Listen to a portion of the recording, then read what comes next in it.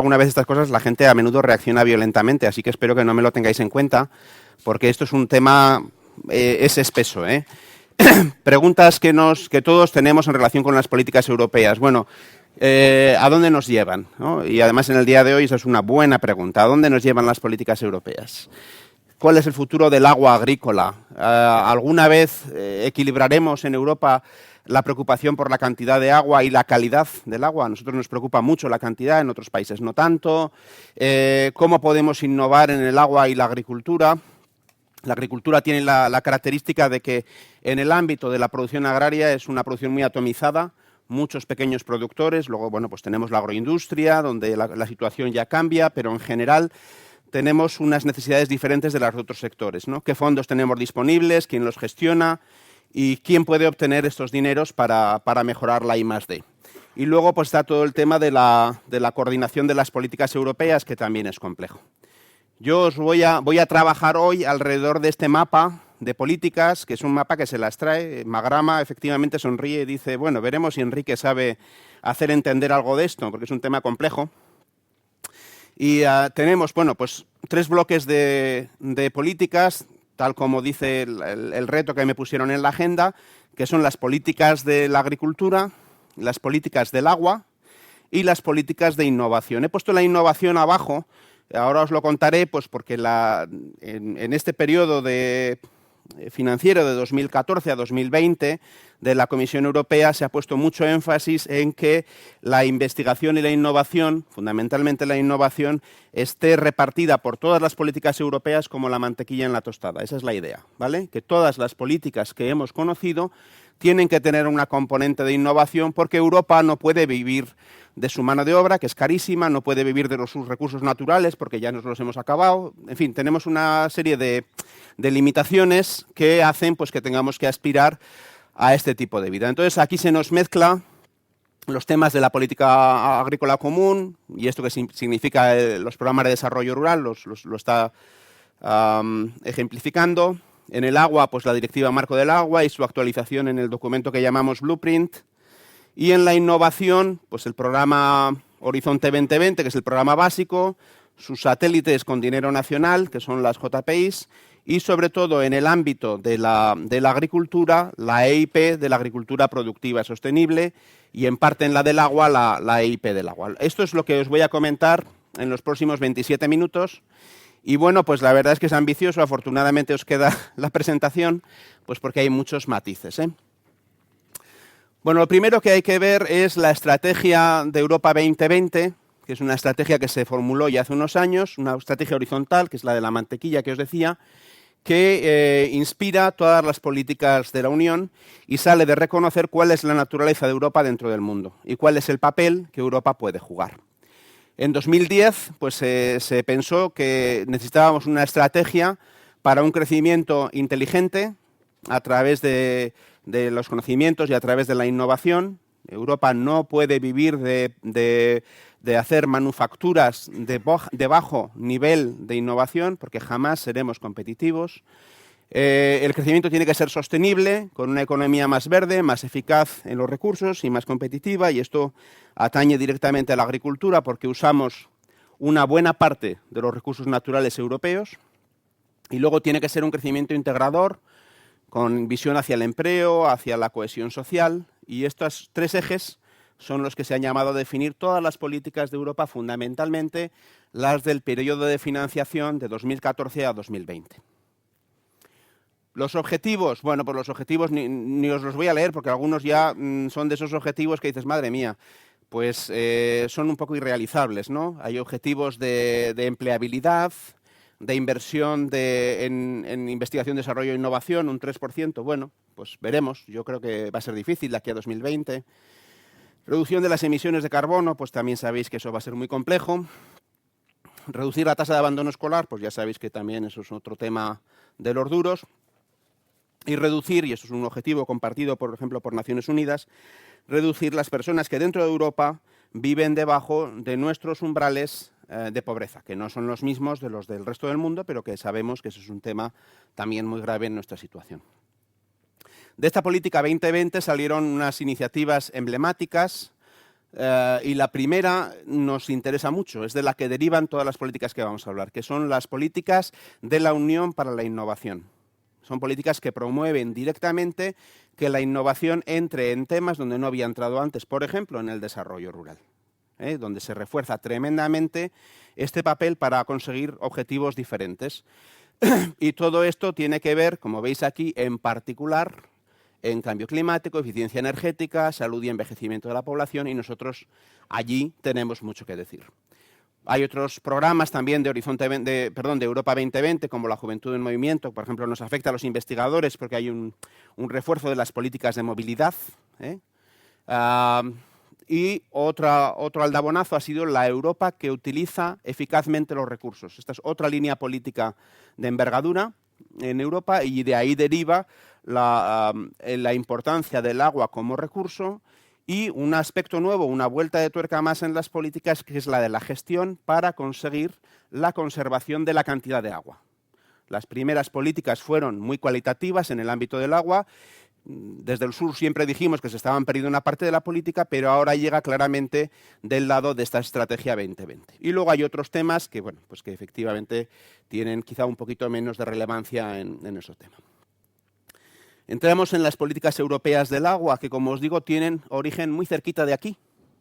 Las políticas europeas del agua derivan del Paseo Sagasta, derivan de la Confederación Hidrográfica del Ebro, que, bueno, pues para muchos de los que estamos aquí es un motivo de orgullo. Muchos somos ciudadanos del Valle del Ebro y bueno, pues estamos felices de que haya esta brillante idea, que ya pasa de los 80 años, de las confederaciones, alumbrado la política europea de agua.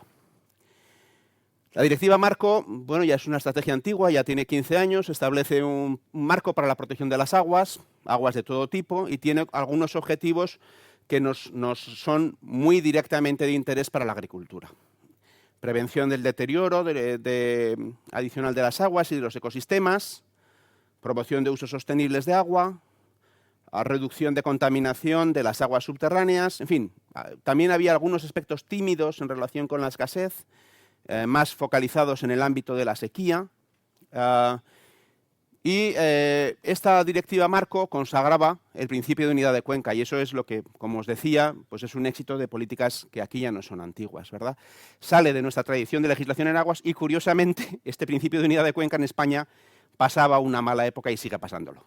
Sabéis que tenemos asuntos muy complejos en relación con la unidad de cuenca en todas las comunidades autónomas, empezando por la mía, y que, bueno, pues la situación está ahora mismo en revisión. La Directiva Marco de Cuenca, el principal objetivo duro que tenía es que para 2015 necesitábamos tener un buen estado de los ecosistemas acuáticos para todos los países de la Unión. Ya definir lo que era el buen estado ya nos costó tiempo y resulta pues, que, como dice el tango, 15 años no son nada y estamos ya en 2015 y esta es la situación. Fijaros que esta es una situación curiosa en la que, como más rojo, peor están las cosas, ¿verdad? Peor están las cosas, bueno, pues nosotros estamos cerca de la absolución. Ahí tenéis pintada una Europa que tiene que ver con las cuencas hidrográficas.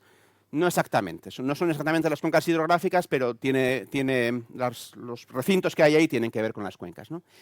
La situación es mucho peor en esta zona de aquí, en la Europa central, y no es porque nosotros hayamos depurado nuestras aguas, que no hemos llegado tan lejos. Nosotros tenemos unas condiciones más fáciles para tener las aguas de mejor calidad. Tenemos una densidad más baja, densidad humana más baja, por lo tanto una menor capacidad de agresión al medio ambiente. También tenemos una situación hidrológica más fácil. Yo siempre digo esto, pero no sé lo que diría Daniel, ¿no? Al estar buena parte de nuestras cuencas basadas en acuíferos muy someros, los geólogos que hay en la audiencia me corregirán, pues yo creo que esa renovabilidad de las aguas subterráneas pues hace que todo el ciclo sea mucho más rápido. Mientras que en Centro Europa, con acuíferos muy potentes, pues la situación es cuando menos muy compleja y muy larga, ¿no? El caso es que no hemos llegado a una mejora suficientemente buena ni de lejos, y los problemas se acumulan en los países que estaban más preocupados, porque nosotros en la preocupación social tenemos otros temas, quizá antes de la calidad del agua, ¿no? Cuando hay problemas de cantidad, pues a menudo esos se ponen por encima de la calidad. Pero no hemos visto, esto es un informe también de la Comisión Europea de este año, no se ha visto que haya habido una resolución de este problema. Quizá por eso la Comisión Europea ha dado el primer paso para actualizar la Directiva Marco del Agua con este documento, que yo no me sé una traducción al castellano, que es el Blueprint. Blueprint es un mapa, ¿no? Es un plano de estos que se hacían antes en trazos azules, lo que llamaban un mono. Bueno, pues ese blueprint es un esquema de por dónde irán las políticas en adelante. Actualiza informalmente, sin rango de directiva, esos contenidos y muestra una línea política en coherencia con Horizonte 2020. Toma esos aspectos de innovación y los mezcla con la gestión del agua y le da un poquito más de fuerza a algunos aspectos. La cantidad del agua ya entra de forma bastante dura, la necesidad de armonizar y coordinar las políticas que hasta ahora han vivido demasiado aisladas. La PAC vivía hasta hace 10 años muy aislada del resto de los problemas políticos de la Comisión y de Europa, y da más fuerza a la prevención frente a avenidas y aborda decididamente el problema de la eficiencia. España tuvo una postura crítica, por supuesto, en cuanto a la revisión de este documento Blueprint, porque incidía en aspectos que no son muy importantes. Y de la discusión de los países miembros surgió un documento que yo creo que se ha acercado bastante al consenso y que introduce elementos pues, como la perspectiva económica en la gestión del agua, la contabilidad del agua, que también es un tema en el que en España hay experiencia, la relación del agua con la energía, la eficiencia de riego. Eficiencia de riego en la Directiva de Marco del Agua salía una vez y como un ejemplo. Estaba en una nota al pie. Se decía, como por ejemplo, ¿verdad? O sea, a nosotros siempre nos pareció que era un tema que tenía mayor eficiencia. Y todo esto aparece muy claramente igual que la reutilización de agua para riego, donde tenemos un problema muy grave de armonización de legislación. Cada país tiene una legislación, la de España es estupenda, tan estupenda que es imposible reutilizar, porque es una normativa muy detallada, muy restrictiva, y el agua que buscamos en buena medida está allí, y sin embargo legalmente es difícil. Pero bueno, se está progresando en este tema normativo. Bueno, eso por las políticas del agua. Abrimos otro bloque, esto va pim pam, sin parar. Las políticas de la agricultura, una política clásica, la política junto con la de investigación, las dos políticas más clásicas en el ámbito de la Unión, y una PAC que... ¡Uy! Se me están cayendo piezas. Una PAC que ha evolucionado y que se ha modernizado. La reforma se comenzó a hablar en 2010, es un tema grave porque afecta a las rentas de los agricultores y es un tema realmente importante. Yo ahora soy agricultor un poquito también, entonces me lo tomo todavía más en serio, ¿no? Tiene la aplicación, como todas las políticas europeas, este marco del 14 al 20, pero claro, hay unos factores que son propios de la agricultura, los económicos, con una producción tan dispersa, los ambientales, porque estamos usando, como os decía, buena parte de los recursos naturales de Europa, y los territoriales, porque tenemos unos retos específicos en relación con el mundo rural. Europa no es tan rural como algunos otros países o regiones desarrolladas, como Estados Unidos, que es un país mucho más rural que el nuestro, pero sin embargo acumula y atesora una gran dimensión rural que además tiene unos valores que son muy importantes socialmente y a los que les hemos dado muy poco recorrido. Otros países europeos, que son menos modernos que España, reconocen más los valores rurales, pero no me refiero a esquiar, me refiero a los valores rurales en cuanto a producción de alimentos de calidad, de variedades locales, de agua de calidad, temas que están muy bien recogidos ya en la legislación europea. España todavía tenemos que llegar a eso, ¿no? Entonces, esos objetivos de la PAC son la producción viable de alimentos, la gestión sostenible de esos recursos naturales y acción sobre el clima y un desarrollo territorial. Y hoy estamos hablando de esto. El PDR sale de aquí. Y se mantienen los dos pilares. El primero, que es el que da la garantía de renta a los agricultores para compensar las caídas de renta que se producen, por ejemplo, por haber prohibido, por ejemplo, 2/3 partes de los agroquímicos hace 3 años. Eso es una de las razones por la cual la PAC está trabajando. Y un segundo pilar que tiene medidas voluntarias mejor adaptadas a las especificidades nacionales y regionales, que eso son las ayudas al desarrollo rural. Ese segundo pilar es muy importante, es relativamente reciente en la historia de la PAC y supone una acción estructurante del medio rural con fondos que se detraen de la renta de los agricultores. Esto es un tema muy importante, o sea, se puede ver así por lo menos, ¿vale? y eso es un 23% de los fondos de la PAC.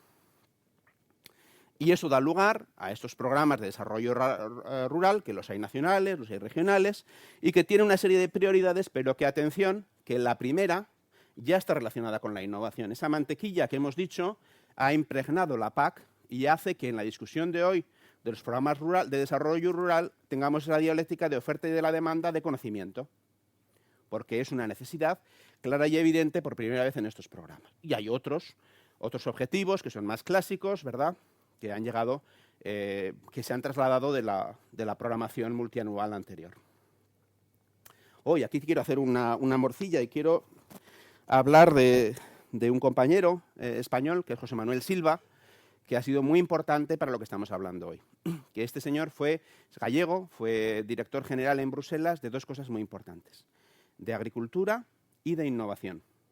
Y ese tránsito que él hizo, agricultura e innovación y de nuevo agricultura, fue muy importante para diseñar estas ayudas más modernas, más competitivas, más centradas en innovación, y ha sido un impulso que en buena medida ha sido personal. Y que ha sido un impulso personal que ha sido envidiado por otros sectores económicos, que han visto cómo de los dineros de la PAC se inyectaba fondos directamente en dos sitios. Primero en Horizonte 2020, y esto fue que él se creyó esta estrategia 2020 de Europa, y luego inyectó dinero en la creación de la, que hablaremos después, European Innovation Partnership, de la Asociación Europea de la Innovación sobre Agricultura Productiva y Sostenible. Cuidado, porque esto es un cambio sustancial. Los que venís del ámbito más cercano a la investigación sabéis que la programación que tuvimos hace 10-15 años, que era FP6, lo que llamamos el programa Marco 6 de investigación y desarrollo, no se hablaba de agricultura. La agricultura había desaparecido y se hablaba, y es que no me acuerdo cuál era el eufemismo, producción de alimentos o producción de, no sé, algo así, ¿sabes? Porque la palabra no se llevaba. En el séptimo programa Marco, que duró hasta 2014, del 2007 a 2014, ya se reintrodujo la agricultura y se ligó mucho con los aspectos ambientales. Y eso es una necesidad importante, creciente y sin duda. Pero es que ahora se habla de una agricultura productiva y sostenible, porque efectivamente, si no es productiva, no será jamás sostenible. Y eso ha sido, ponerle las palabras a eso le ha valido, por ejemplo, a José Manuel Silva le valió la Legión de Honor francesa, porque ya sabéis que Francia la creó Dios para la agricultura, y entonces para ellos esto fue tremendamente importante. Entonces ahí tenemos una pieza muy importante de la historia reciente de las comunidades europeas, de la Unión Europea. Bueno, y ahora nos vamos a las políticas de innovación, que si os acordáis están en el mapa conceptual abajo, pero que ya habéis visto cómo han aparecido rápidamente en el agua y cómo han aparecido en la agricultura como elementos importantes. Y aparecen mucho más en el ámbito de la innovación que en el ámbito de la investigación. Por eso, centros que tienen un mandato mixto, como el CITA, que es el Centro de Investigación y Tecnología Agroalimentaria de Aragón, son mucho más adecuados para reaccionar ante estos retos que, por ejemplo, el CSIC, pues que estamos, bueno, pues con la creación de conocimiento, aunque por supuesto no decimos que no a nada, pero es más propio de la innovación pura, de centros que tienen que ver con la innovación. Entonces, las políticas europeas de la innovación han sido un giro decidido a la investigación y la innovación. Y os pongo un ejemplo. Este que les habla se ha presentado con su grupo en la última convocatoria de proyectos de la Unión Europea a 6 propuestas. Alguno ha sido socio. Y nos han tumbado las 6. ¿Y por qué ocurre esto? Bueno, pues por muchas razones. Puede ocurrir por muchas razones. Pero una muy importante es que este nuevo programa de investigación, desarrollo e innovación está orientado a las empresas, está orientado a los usuarios finales, está orientado a aquellos que son los ejecutores de la innovación. Y tiene un componente menor y además está aislado para los temas de investigación. Entonces, esto a nosotros, a la gente que vivimos en la I+D, nos supone un reto de primera magnitud. Porque tenemos que reinventarnos otra vez, tenemos que buscar asociaciones nuevas con el sector, tenemos que cambiar de hábitos, tenemos que mantener nuestro perfil de creación de conocimiento, porque si no creamos conocimiento no lo podemos transferir. Pero al mismo tiempo tenemos que adoptar el reto, que no es un reto económico de tener más dinero para investigación o menos, no, es un reto social, porque nosotros tenemos que devolver allí donde tomamos dinero de los impuestos para investigar. Y eso es un problema. En el mundo tiene que haber de todo, puede haber gente que se especialice en producir conocimiento, pero desde luego las instituciones tienen que darse cuenta de lo que este cambio significa. Y este cambio no se va a quedar en Bruselas, este cambio viene y viene también a nivel nacional, viene para todos. Bueno, tenemos varios elementos. Tenemos Horizonte 2020, que es lo que llamamos el programa marco, es un pastizal dedicado a la investigación y la innovación, pero están creciendo otros elementos más propios de la innovación, y entre ellas esas asociaciones europeas de la innovación, como la que creó José Manuel Silva para la agricultura y otra relacionada con el agua, ¿vale? La de agricultura productiva y sostenible pues está siendo gestionada en buena medida en España por Mineco, o sea, por Magrama, como debe de ser, por el Ministerio Temático, y la EIP del agua es muy empresarial, es una EIP de un componente muy empresarial, pero cuidado, la EIP del agua es la hermana pobre, porque no ha habido un director general que le haya escrito un cheque. La de agricultura es la hermana rica, porque esa tiene una misión y una función que ha sido otorgada por la Dirección General de Agricultura y tiene los fondos del Programa de Desarrollo Rural y tiene más fondos para fomentar unas redes de innovación que están llamadas a ser muy importantes en este próximo periodo de 7 años. Hay más elementos, pero no vamos a entrar, ¿verdad? Esta es una época en la que está cambiando mucho la política de innovación de Europa. Tanto que el programa marco que hemos conocido como la fuente fundamental de fondos para investigación en Europa podría acabarse en 2020. Se están naciendo otras estructuras.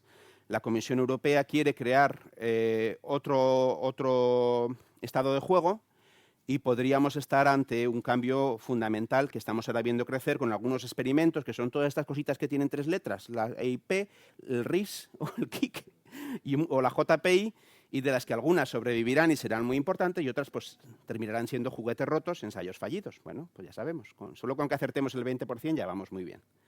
Bueno, Horizonte 2020, después de FP7 no es FP8, es muy diferente. Aquí ha habido un cambio de juego fundamental. Me está torturando la cosa esta. Se me ha quedado una patilla, pero sobreviviré. Mirad, todos los programas marco desde el primero, han tenido como objetivo fomentar la competitividad de las empresas. Desde el primero. Pero esto era como un mantra, como una ejaculatoria. Decía, y esto lo hacemos para las empresas. Pero luego las empresas no aparecían. Y los investigadores públicos, que somos unos vivos, pues aparecíamos ahí y nos llevábamos todo el dinero. Esa era básicamente la idea. Y cuando terminaba un programa marco, tranquila, Clara, que no pasa nada, que estoy bien así. Que no sé lo que hago. Bueno, es igual. ¿Qué tal así? ¿Mejor o qué?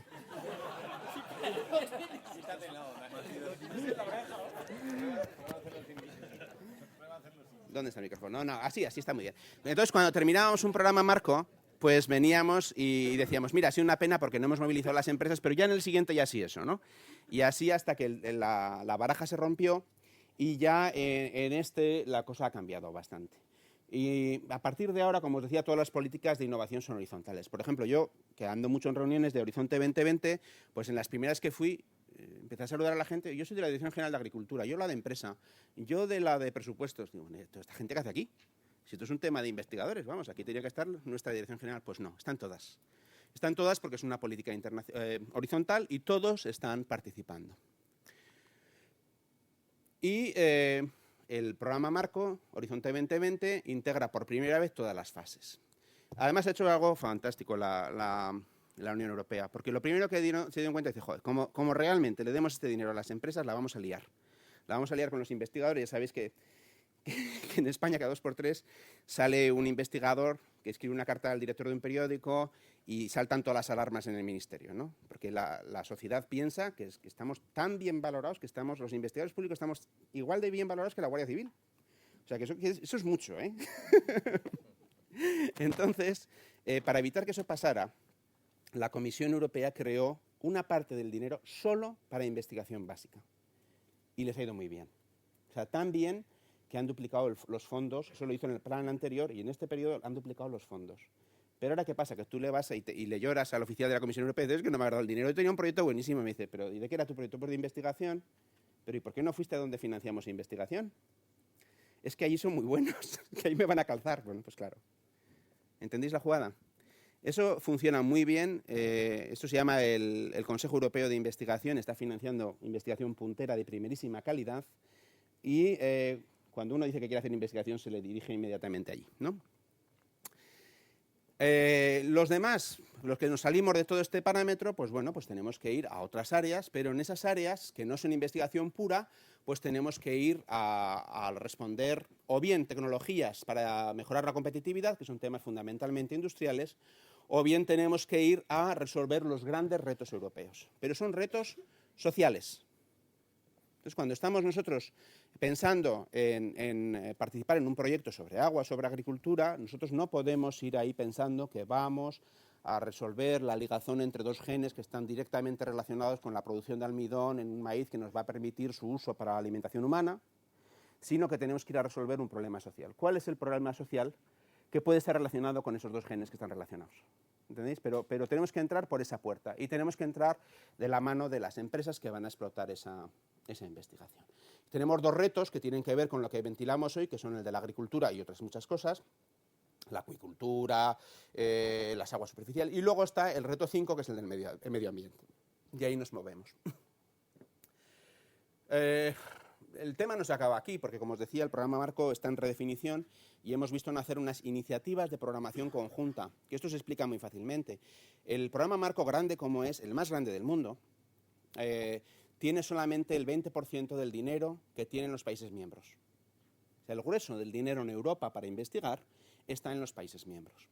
Entonces, la Comisión Europea está intentando que la coordinación de la investigación baje al nivel donde está el dinero. Y el dinero está en España, en Holanda, en el Reino Unido. Y entonces estamos abriendo juego para que se coordinen esos programas alrededor de iniciativas que llamamos de programación conjunta, JPI, y tenemos de agricultura, tenemos de agua, tenemos una específica del Mediterráneo.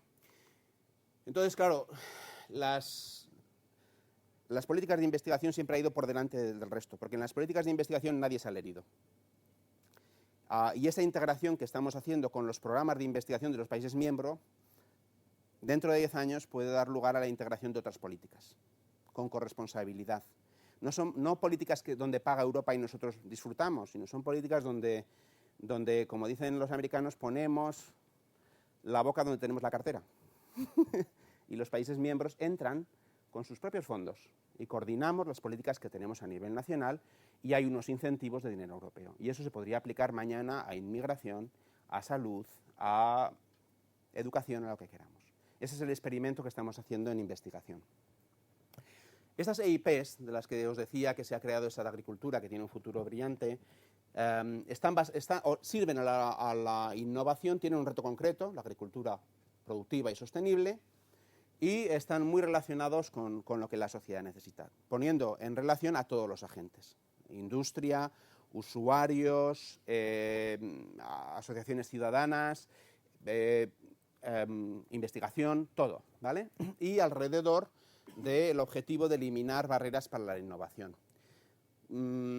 Todas están supervisadas por la gente de innovación, por la Dirección General de Investigación e Innovación, pero cada una depende de su Dirección General temática. Entonces, en el caso de la de Agricultura, depende de la Dirección General de Agricultura, ¿vale? Agricultura y Desarrollo Rural, que es la que lo gestiona y la que ha puesto esta IP al servicio de los programas marco.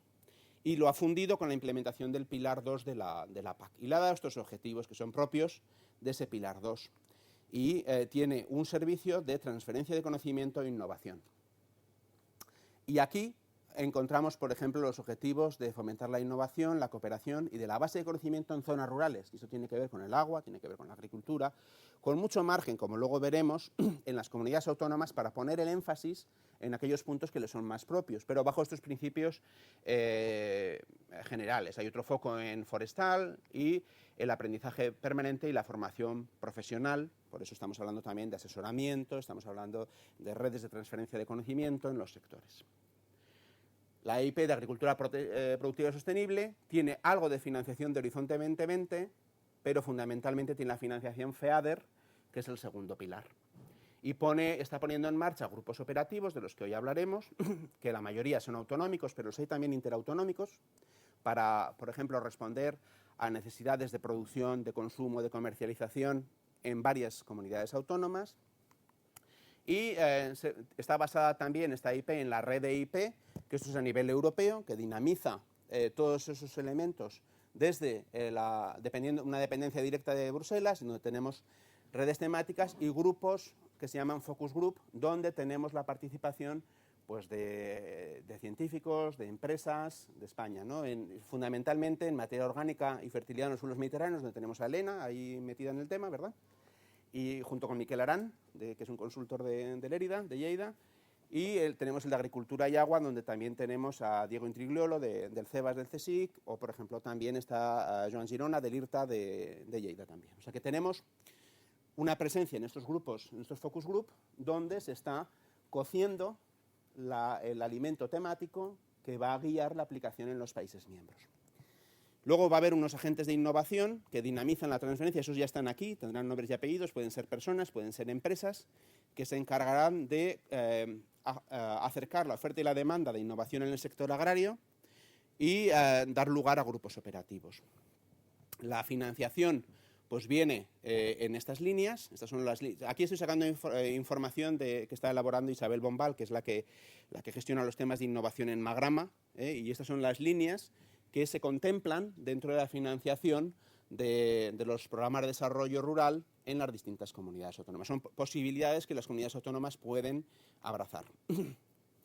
Hay la posibilidad de crear grupos operativos interautonómicos, proyectos piloto, que están demostrando, pues, por ejemplo, la energía solar para bombeos. Pues podría ser una red de proyectos pilotos supraautonómica, donde viéramos distintos elementos en distintas comunidades autónomas, desde los pequeños bombeos pues, para olivares hasta grandes bombeos para redes colectivas, y encontrar un elemento conductor a través de un proyecto interautonómico. Y luego además hay la Red Rural Nacional, que es la caja de resonancia del programa, que dinamiza, anima y divulga, y donde tiene la participación de actores y donde, por ejemplo, me siento yo representando al CSIC. La investigación, los OPIs, los organismos públicos de investigación, también están representados en esta red rural.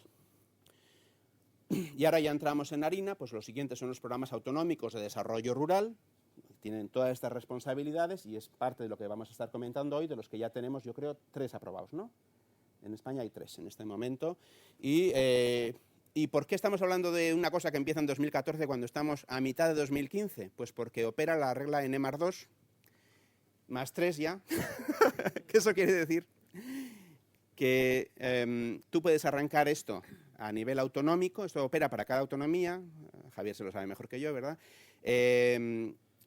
O en el año 14, o en el año 15, o en el año 16. Pero, y esto me lo dijo Antoni, cuando tocas €1 del programa nuevo, de este nuevo, ya te pasas al programa nuevo, ¿no? Eso es así.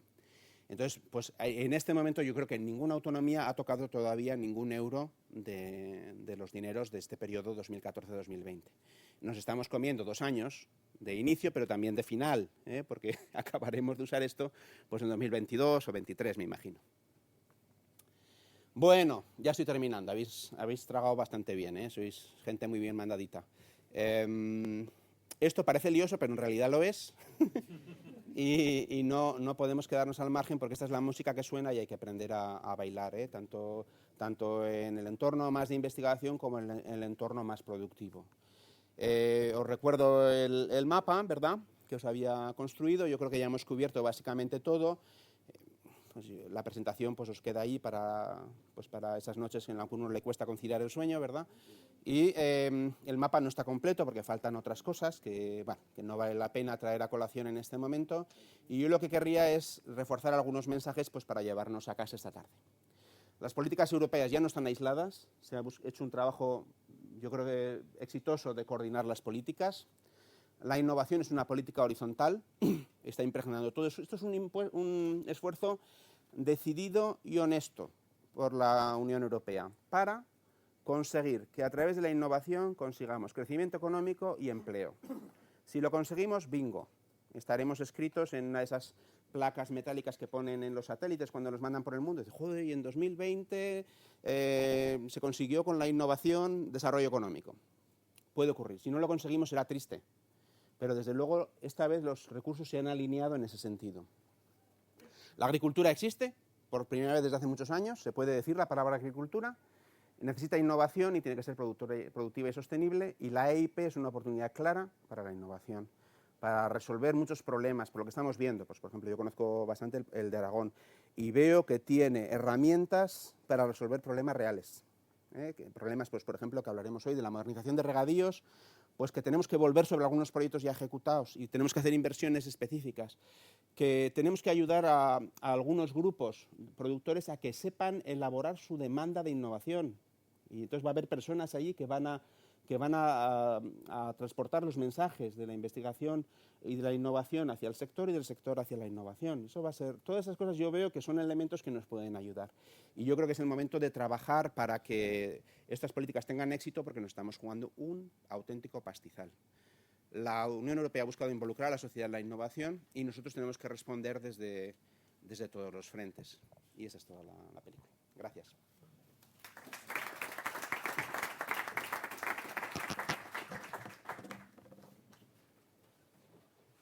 Gracias, Enrique. Gracias, Enrique.